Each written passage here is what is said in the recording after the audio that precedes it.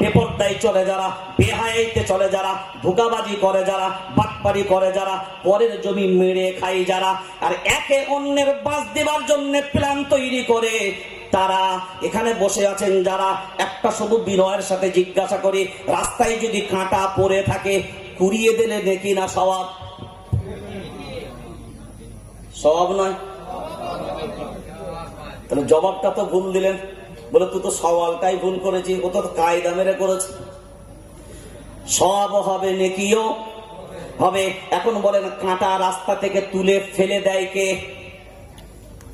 ইমানের পরিচয় রাখে যে। তাহলে রাস্তা থেকে কাঁটা সরিয়ে দেওয়া ইমানদারের লক্ষণ, কলার ছাল সরিয়ে দেওয়া। জোরে বলেন, কাঁটা সরালেন কেন? ওই কাঁটাই পা একজনের পড়ে যাবে। এখন বলেন আপনার বাড়ির লোকের পড়বে, মুসলমানের পড়বে,